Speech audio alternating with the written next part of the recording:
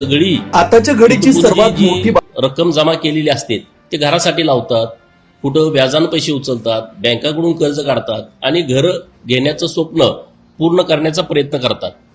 परंतु एक DDSR group नावाचा ग्रुप, एक IRS आहेत सचिन मोटे, त्यांनी त्यांच्या नात्यातल्या लोकांच्या नावावरती वेगवेगळ्या कंपन्या रजिस्टर केलेल्या आहेत आणि त्या कंपन्यांच्या माध्यमातून जवळपास 20 प्रोजेक्ट वेगवेगळे, म्हणजे त्यामध्ये DDSR बिल्डर्स अँड डेव्हलपर्स यांचं DDSR हाईट्स नावाची एक बिल्डिंग सुरू आहे.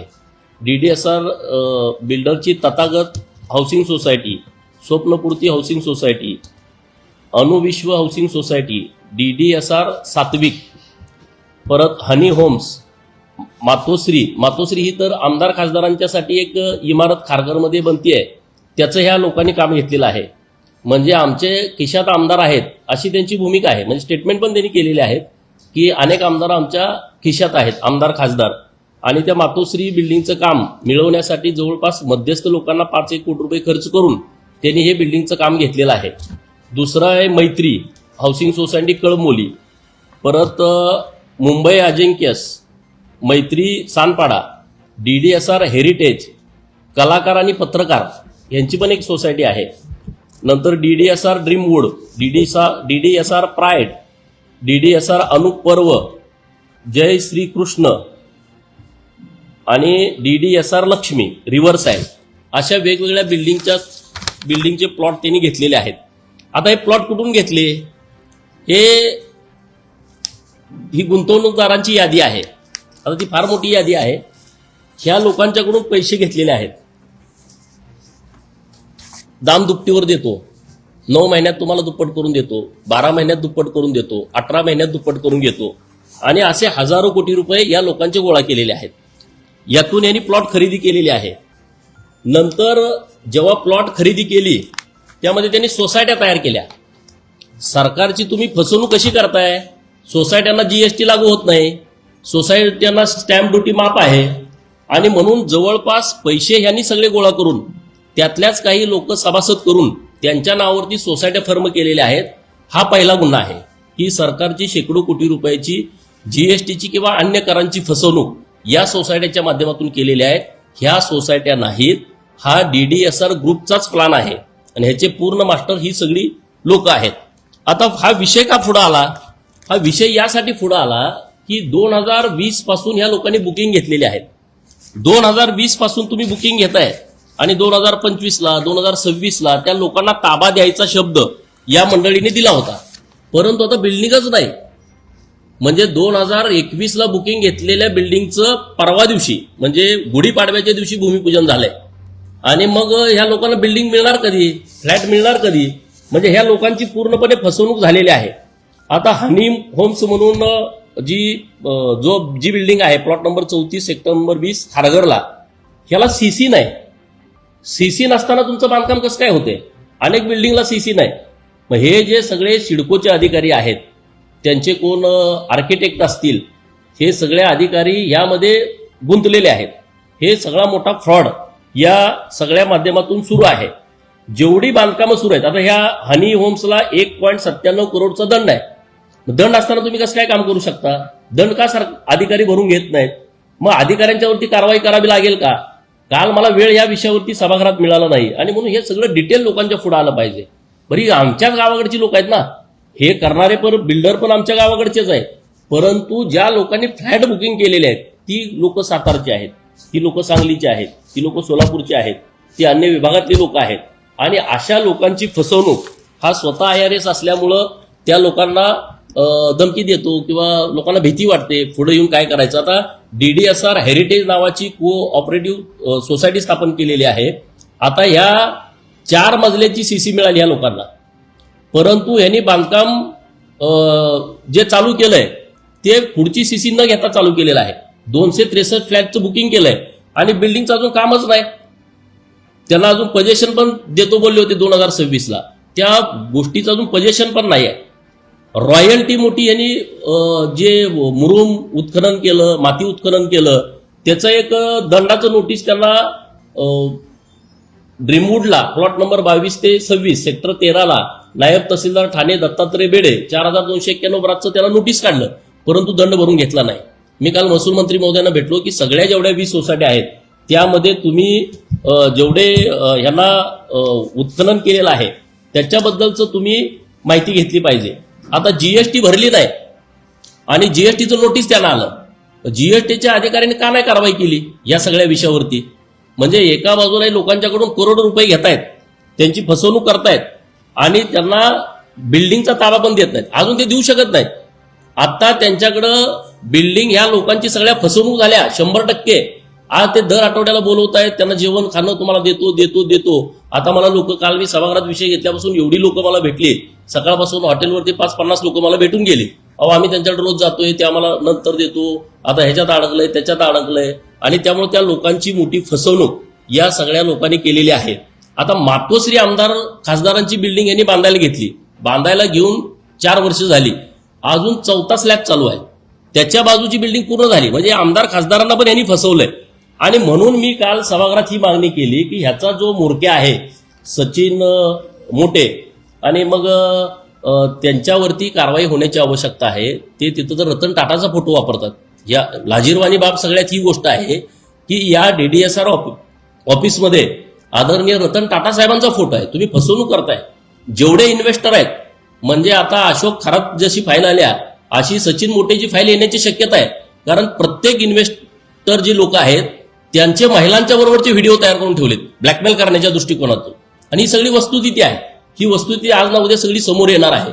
तत्पूर्वी सरकारनं या सगळ्या बाबीमध्ये, कारण CC न देणं, जीएसटी न भरणं, रॉयल्टी न भरणं, कुठल्याही परवानग्या न घेता बिल्डिंगचं काम चालू करणं, लोकांचं बुकिंग घेणं परवानगी नसताना, आणि बुकिंग घेऊन 4-4, 5-5 वर्ष झाल्याच्या नंतर सुद्धा त्यांना फ्लॅटचा ताबा न देणं, या संदर्भामध्ये मी काल सभागृहामध्ये मागणी केली होती की सरकारनं या सगळ्या विषयाचा विचार करून सुमोटो यांच्यावरती कारवाई करावी. माननीय मुख्यमंत्री महोदयांना मी धन्यवाद देईन की त्यांनी जॉईंट CP लेव्हलच्या अधिकाऱ्याच्या माध्यमातून या सगळ्या प्रकरणाची चौकशी करण्याचा शब्द दिलेला आहे. आणि म्हणून आता पुढच्या 4-5 दिवसामध्ये आम्ही ही सगळी डिटेल तक्रार माननीय मुख्यमंत्री महोदयांकडे देतोय. काही तक्रारी आम्ही रितसर दिलेल्या आहेत. या सगळ्या अरे ज्यांच्याकडे चप्पल घालायला नव्हती अशी पोरं 2-2 हजार कोटी येतात कुठून? आज हा जीवन भाई म्हणून आहे, त्याचा नंबर आहे 9619774551. त्याचा दुसरा भाई KP भाई, हा 8091885721. यांनी किमान 1000-1500 कोटी रुपये व्हाईट करून दिलेत त्यांना. कुठल्या आधारे दिले? एवढे पैसे आले कुठून? हवाला करणारी काही लोक आहेत, त्यांच्याकडे शेकडो कोटी रुपये आलेले आहेत, त्यांचे माझ्याकडे नाव आहेत, त्यांचे माझ्याकडे नंबर आहेत. नंतर मोहित कक्कर नावाचा फायनान्सर आहे, त्यांनी मोठं शेकडो कोटी रुपयाचं फायनान्स यांना केलंय. कुठल्या आधारे केलं? कुठल्या बेसवरती केलं? नंतर SBI बँकेच्या कर्ज काढले काही लोकांनी आणि त्या लोकांचे हप्ते सुरू आहेत. अरे बिल्डिंगच नाही तर हप्ते कसे काय सुरू? पोलीसमध्ये काम करणारी लोक आहेत, त्यांचे हप्ते सुरू आहेत बिल्डिंग मधले, आणि त्या बिल्डिंगमध्ये अजून बांधकामच नाही सुरू झालं आणि तुम्ही त्याच्यावरती डायरेक्ट त्यांच्या पगारातून पैसे कट करता. म्हणजे हे बँकेची लोक सुद्धा या सगळ्या प्रकरणामध्ये दोषी आहेत. कारण सिडकोचे अधिकारी तर ह्यांना पूर्ण मॅनेज आहेत. सिडकोतले अधिकाऱ्यांची इन्व्हेस्टमेंट आहे, काही IPS, काही IRS, काही IAS यांचं यामध्ये पैसे गुंतलेले आहेत. आणि ते सगळे प्रकरण हळूहळू या सगळ्या विषयात पुढे येतील. आता कलाकार आणि पत्रकार यांनी पण बुकिंग केलेली आहे. एक त्यांची प्लॉट नंबर 13 सेक्टर नंबर 8 पनवेलमध्ये ही सोसायटी आहे. 2023ला काम सुरू आहे. आता नुसता 4था स्लॅब पडलाय. ताबा देतो देतो देतो म्हणून ते बोलतायत. 2026ला ताबा द्यायचं होतं. आता 2026चा एप्रिल महिना सुरू होतोय आणि अजून त्याचं बांधकाम पण सुरू केलं नाही. म्हणजे त्या बिचाऱ्या पत्रकारांची पण त्यांची फसवणूक केलेली आहे. एजंट लोक जी मोठ्या प्रमाणात त्यांनी इथं बुकिंग दिलेलं आहे. रवीश भाटला आणि अप्रीत भाटला हे जे लोक आहेत त्यांनी ह्या सगळ्या लोकांची फसवणूक मोठ्या प्रमाणात केलेली आहे. DDSR हेरिटेज आणि DDSR प्राईड ह्या बिल्डिंगच नाहीत आणि त्या शेकडो लोकांचे तुम्ही पैसे घेतलेत. शेकडो लोकांचे पैसे घेतलेत, काम नाही.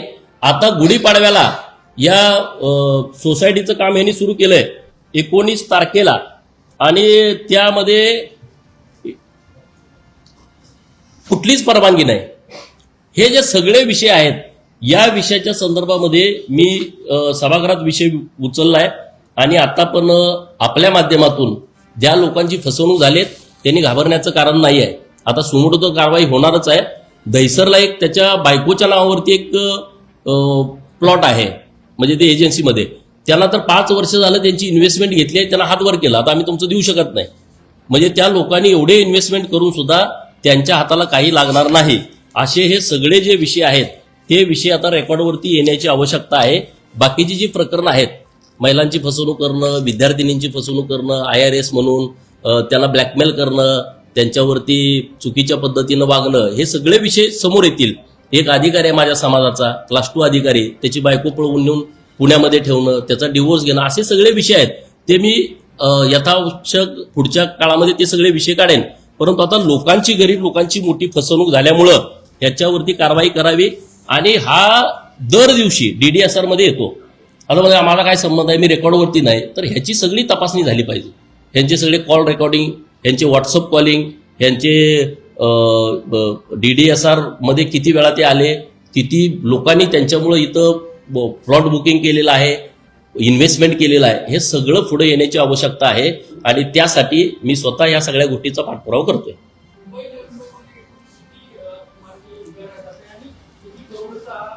एक 2,000 कोटी तर सरासरी, म्हणजे कारण काय आहे, जमीनच ही जवळपास 1,500 कोटीपर्यंतची असेल. 50, 70, 80, 100 कोटीपर्यंतचे एक प्लॉट आहेत. आणि हे इतकी मोठी रक्कम आहे. आणि लोकांच्याकडून घेतले ग्राहक म्हणून, त्यांच्याकडून जे घेतलेले पैसे वेगळे आहेत. 30 लाख, 40 लाख, 50 लाख, 60 लाखापर्यंत त्यांच्याकडून बुकिंग अमाऊंट घेतलेले आहेत. त्या जवळपास 20 बिल्डिंग आहेत. 20 बिल्डिंग आहेत. आता फक्त एक बिल्डिंग त्यांची तयार आहे कळंबोलीची, आणि एखादी दुसरी बिल्डिंग होऊ शकते, बाकीच्या बिल्डिंग तयार होणार नाहीत. आता ते मी कॉन्ट्रॅक्टरांची माहिती घेतली की 50 कोटी रुपये ते कॉन्ट्रॅक्टरचेच देणे आहे. संडास बांधायला 4 माणसं लागतात, ह्यांची बिल्डिंग बांधायला 10-20 माणसं असतात मुंबईमधली बिल्डिंग बांधायला.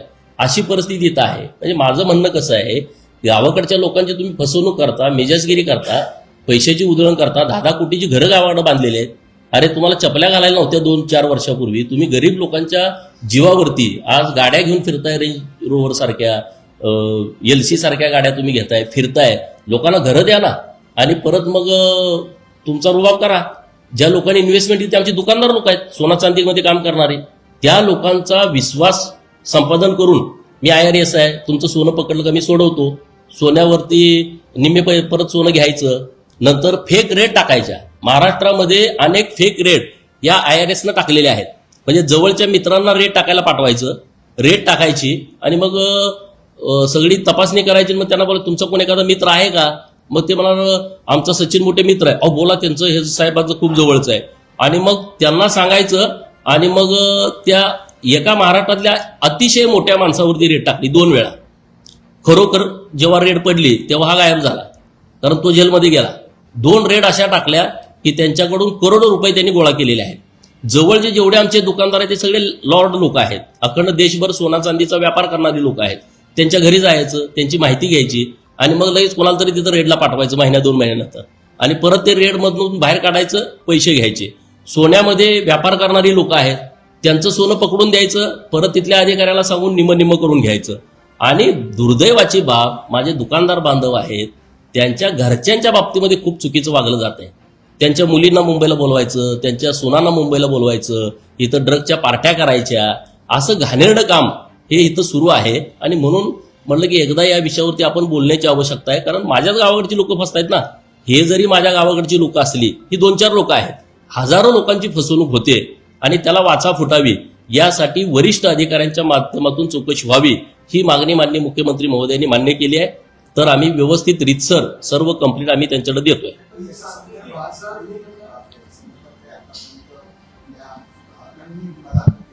नाही, ग्राहक जेव्हा गुन्हा दाखल करायला जातात तेव्हा ही सगळी लोक, यांची चेनच तयार झाली आहे. नवी मुंबईमध्ये सगळे अधिकारी यांना फॉर आहेत.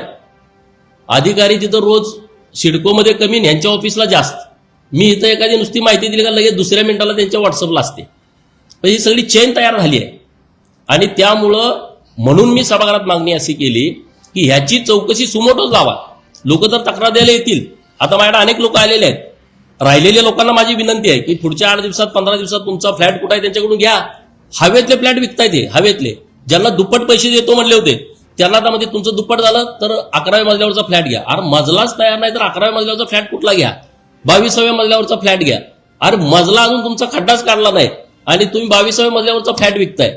म्हणजे या महाराष्ट्रात अशी जर फसवणूक होणार असेल तर आम्ही या विषयावरती बोलणं आवश्यक आहे.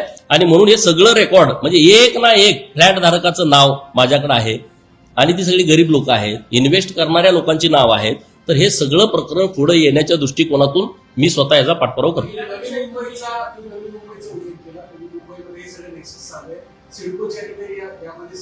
शंभर टक्के असल्याशिवाय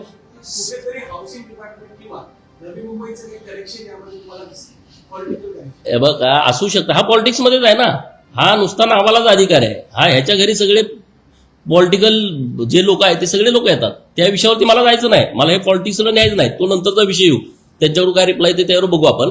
परंतु ही लोकांची जी फसवणूक आहे, आमदाराला फसवताय तुम्ही.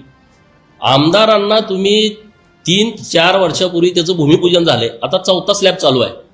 आता 3-4 वर्षात मुंबईमध्ये बिल्डिंग होती की नाही होती सांगा.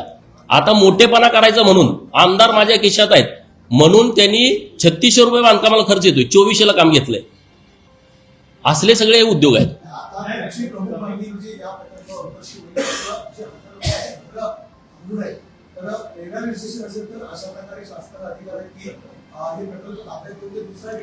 नाही, हे सगळं आता मी पुढच्या 5-6 दिवसामध्ये प्रत्येक प्रोजेक्ट वाईज आम्ही तक्रार तयार करतोय.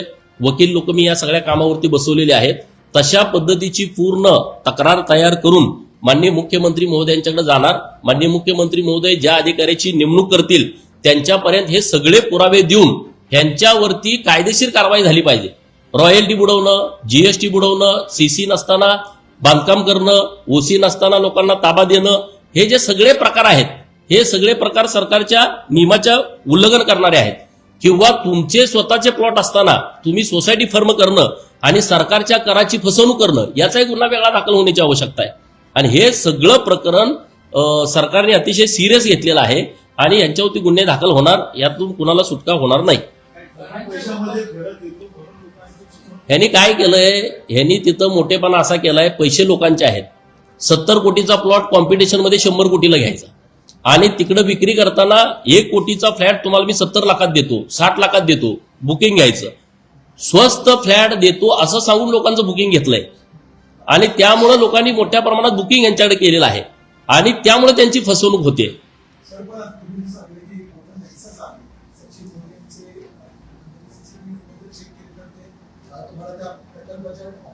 हजार वेळा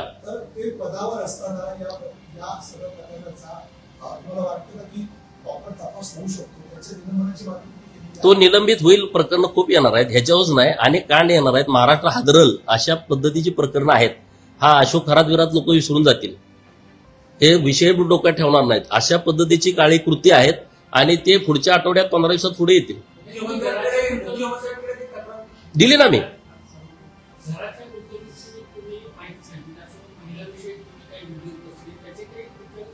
महिलांच्या विषयी अनेक पुरावे आहेत. काही मुली मला भेटून गेलेल्या आहेत परंतु त्या इतक्या घाबरतेत.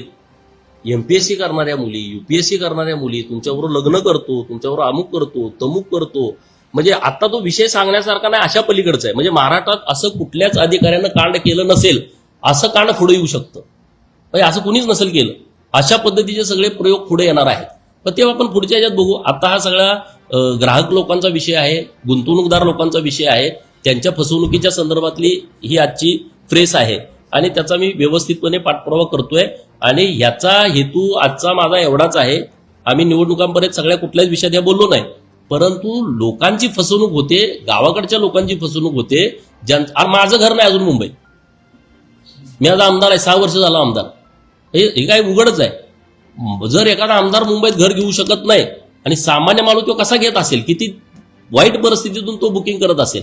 माथाडीमध्ये काम करणारी पोरं आहेत आमची, दिवसभर रात्र गाढवासारखं ओझं वाहत आहेत आणि त्यातले पैसे काढून त्या ह्याच्यात भरलेले आहेत. ह्यांचा रुबाब, पल्लवी हॉटेलला या, जेवणाच्या पार्ट्या देतो, तुम्हाला हे कर, मग लोक अरे ठीक आहे आता पुढच्या आठवड्यात देतील. अजून 5-6 वर्ष यांना घरच मिळू शकत नाही. 18-18, 14-14 मजल्याच्या बिल्डिंग आहेत ज्याचा अजून पायाच काढला नाही आणि ज्यांचा ताबा 25ला आणि 26ला द्यायचा होता त्यांचा आता ताबा देणार कसं. त्या लोकांची पूर्ण फसवणूक झाली आहे. आणि ह्यांचं कसं झालंय, त्या कंपन्या नसतात का, ह्याचे पैसे घ्यायचे त्याला द्यायचे दुप्पट, त्याचे घ्यायचे त्याला तिप्पट, आता ह्यांच्याकडे इन्व्हेस्टर लोक जे आहेत त्यांच्या पूर्ण लक्षात आलेलं आहे की आपल्या पैशावरती हे सगळा डामडोल करतायत आणि त्यामुळे ह्याची मोठी फसवणूक सगळी केलेली आहे. दुसरा जो विषय आहे त्यामध्ये जे तिथले जे त्यांचे वास्तू सल्लागार आहेत त्यांच्यावरती पण गुन्हा दाखल होण्याची आवश्यकता आहे. सिडकोचे जे अधिकारी आहेत त्यांनी सीसी नसताना त्यांना कशा पद्धतीनं बांधकाम करण्याला परवानगी दिली त्या लोकांच्यावरती गुन्हा दाखल होण्याची आवश्यकता आहे. जीएसटीचे जे अधिकारी आहेत मुलकर मॅडम यांच्याकडे हा सगळा विषय आहे, त्या लावून धरतायत. त्या एकदम स्ट्रिक्ट मॅडम आहेत असं मला कळालं, दीपाली पिलारी मॅडम आणि मोलकर मॅडम. तर हे सगळे ह्या विषयात त्यांनी सिरियस घ्यावं. गोडके नावाचा जीएसटीचा कोणतरी कमिशनर आहे तो त्यांना मदत करतोय. म्हणजे अशी एक अधिकाऱ्यांची मोठी चेन तयार झालेली आहे. तर ह्याच्या संपूर्ण खोलामध्ये आता मी जातोय. आणखी काही माहिती मला प्राप्त होते त्या पद्धतीनं मी माननीय मुख्यमंत्री महोदयांच्याकडे ह्या सगळ्या गोष्टींचा तक्रार करेन.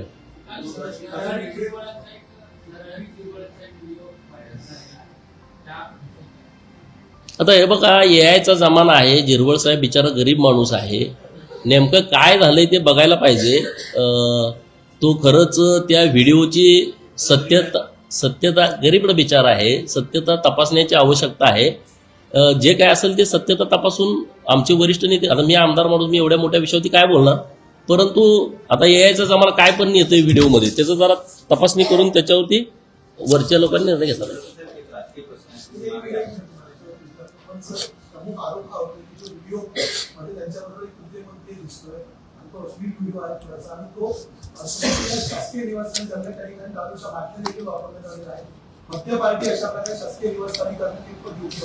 आणि मी काय म्हणतोय आधी व्हिडिओची सत्यता तर येऊ द्या ना. काय नेमकं व्हिडिओ खरा आहे का खोटा आहे का, आता काही त्या एआयच्या माध्यमातून करता येते. त्यामुळे आता वरिष्ठ लोक व्यवस्थित त्याची तपासणी करून दुसऱ्या कोणाचा असतं तर मीच बोललो असतो जोरात. मी अशा लोकांच्यावरती बोलत नाही.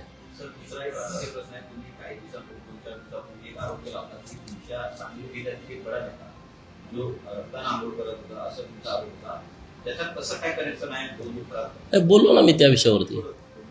हे बघा विषय माझा प्रश्न काय आहे की ही जी लोक आहेत ती पुरोगामी लोक आहेत. भाषणामध्ये ते काय सांगतायत की फुले शाहू आंबेडकरांचे विचाराचे आम्ही पाईक आहोत. पण तुम्ही पुरोगामी आहात मग त्या बाबाकडे गेला का, माझा पहिला प्रश्न हा आहे. म्हणजे एक तर तुम्ही पुरोगामी नाही, मताच्या राजकारणासाठी तुम्ही पुरोगामी आहात असं महाराष्ट्रातल्या लोकांना सांगता. तुम्ही देव धर्म मानत नाही, देवाला तुम्ही शिव्या देणाऱ्या लोकांच्या सोबत असता आणि मग अशा बंधुबाबाची तुम्हाला गरज का पडली, हा माझा साधा सोपा प्रश्न आहे आणि त्याच्याबद्दल मी व्यवस्थित बोललो.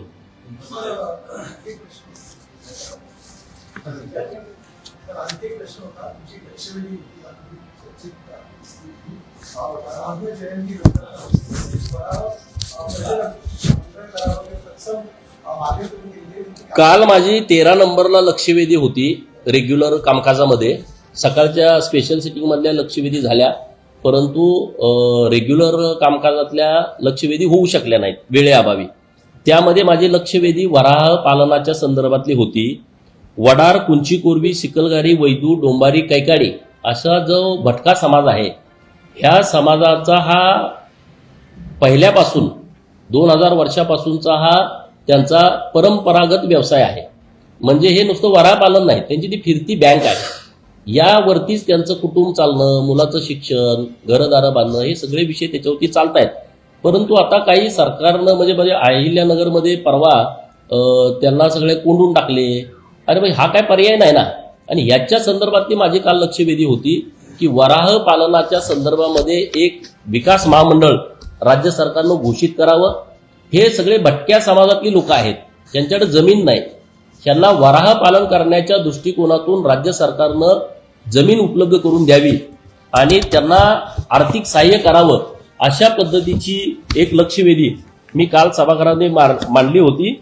आणि या सगळ्या विषयामध्ये स्वतंत्र महामंडळ स्थापन करून त्याला मोठं आर्थिक बजेट द्यावं, त्याला अध्यक्ष उपाध्यक्ष द्यावा, त्याला राज्यमंत्री पदाचा दर्जा द्यावा अशा पद्धतीची माझी काल लक्षवेधी होती. परंतु वेळेअभावी ती झाली नाही. परंतु मी आता या सगळ्या विषयामध्ये पाठपुरावा करणार आहे. आता हे माननीय पशुसंवर्धन मंत्री महोदयांचा विषय आहे, मी त्यांच्याकडे पाठपुरावा करेन, मुख्यमंत्री महोदयांच्याकडे पण करेन.